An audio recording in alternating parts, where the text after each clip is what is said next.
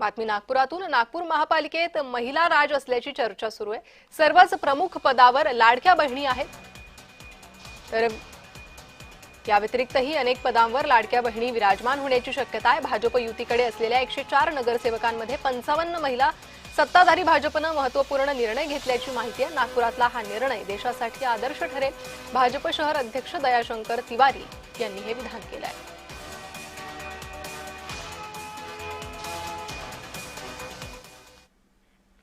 तर भाजप शहर अध्यक्ष दयाशंकर तिवारी यांच्याशी संवाद साधलाय आमचे प्रतिनिधी तेजस मोहतुरे यांनी। आपल्यासोबत बोलण्यासाठी दयाशंकर तिवारी शहर अध्यक्षात, काय सांगाल? महिलांच्या राज्य असणार आहे, देवेंद्र फडणवीस नितीन गडकरी यांच्या बहिणींच्या राज्य एका अर्थानं महानगरपालिकेवर असणार आहे। पार्टी डिफरन्स काय, महिलांच्या आता संपूर्ण संधी असणार आहे?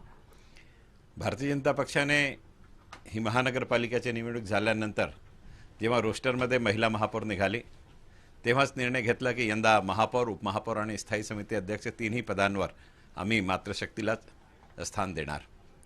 त्यानंतर आमच्या मनात असं आला की जेव्हा नवीन लोकसभा भवनमध्ये माननीय प्रधानमंत्रीजीने प्रवेश केला तो सगळ्यात पहिले महिला बिल पास करून महिलांना आरक्षण दिला।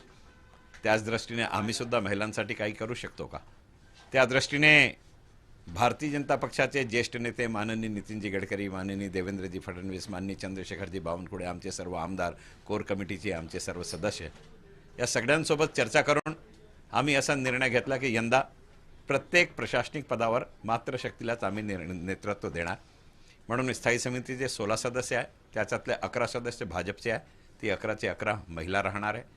त्याशिवाय 10 विषय समितीचे सभापती आहे, ती सुद्धा महिला राहणार आहे।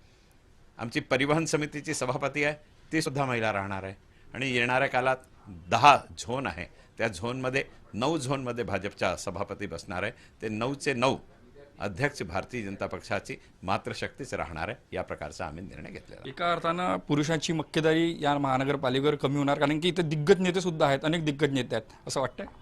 मी या शब्दाचा विरोध करतो। मक्तेदारी हा शब्द बरोबर नाही आहे, कारण आमची सनातनी परंपराप्रमाणे भाऊ आणि बहीण हे सोबत मिळून काम करतात। जेव्हा भाऊ गद्दीवर असतात तर बहीण साथ देतात। आता बहिणांना सर्व देवाभाऊची लाडकी बहीण सत्तेवर आहे, तर त्यांना सर्व भाऊ त्यांना मदत करणार आहे। म्हणून मक्तेदारी हा बरोबर नाही आहे। भावांच्या सहकार्याने आमची मातृशक्ती सुरळीतप्रमाणे हे पूर्ण प्रशासन चालवेल अशी मला खात्री आहे। कॅमेरामॅन मंगेश मोहितेसह तेजस मोहतुरे, जय महाराष्ट्र, नागपूर।